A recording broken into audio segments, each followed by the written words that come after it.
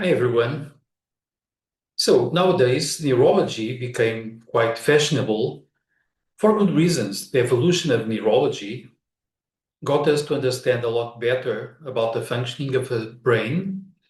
And namely, in my own area for psychotherapy, there's lots of work being done about the way our brain can be reshaped in some sort of a pathological way by trauma, namely by intense sudden trauma at any age, but of course, the impact might be even bigger when we are very young, but also the way that repeated trauma can indeed produce very deep changes in our nervous system, namely the brain.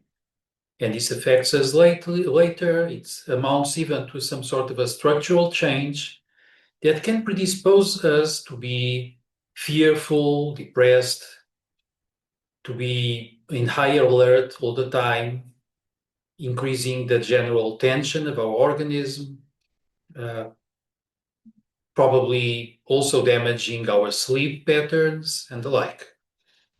All of this is quite important. All of this is quite good.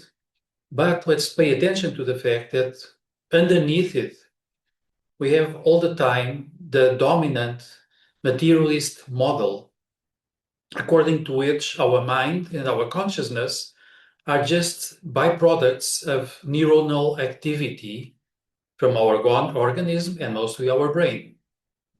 So the configurations of our brain will be, again, extremely important, sort of managing us, managing our behavior once they occur. And then we must work towards reconfiguring the brain. This makes sense. This is convincing to lots of people. And I see also psychologists working with transpersonal psychology, with consciousness studies, thinking that this is indeed important, fundamental, and we must take this into account. But what if there were another side to this story? What if, for instance, the biologist Rupert Sheldrake was right, thinking that even during our embryo development and as we are during our fetal development, there is already there an energy field that is also an informational field that might be influencing even the way our genes manifest, even the way our bodies and our nervous system are built right from the beginning.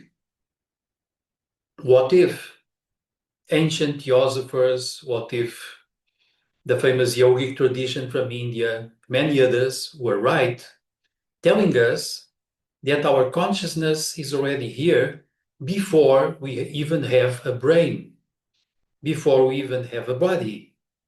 And how does this interact with what we know from neurology? To me, this might become fascinating. In my own sort of crazy experience, I do feel and I do believe, sometimes I have demonstrations of that in my own life, that indeed there are higher fields of energy and information, not just probably the ether level that some describe, close to chakras, close to the energy system that is permeating our body in strict closeness. Perhaps we do have higher informational fields, namely an emotional one, a mental one, and then supramental ones that might influence how we build and rebuild ourselves, namely at the very physical level of our bodies. What if deep changes in the way we think, the way we feel ourselves, and deep changes in our connections to higher realms of consciousness might indeed reconfigure, change the energy field, and then the energy field would interact very close with our chakras and our endocrine branches and our nervous plexuses and our brains changing everything. In my own experience, I think I have seen sort of evidence for this. Lots of colleagues would mention about the same thing. And it's worthwhile to consider this because it helps us move away from materialism and from believing that all we are is mostly our brain, then that spirituality is like a faraway thing, that it's nice, perhaps beautiful. We should take it into account, but the main important thing is really our brain and our body. What if the most important thing would be totally different from this concrete body, this concrete brain, and would be something higher, subtler, but with some sort of a causal influence on our brain and on who we are at each moment of our lives. So, food for thought, and to some, food for inner deep experience. Thanks for listening.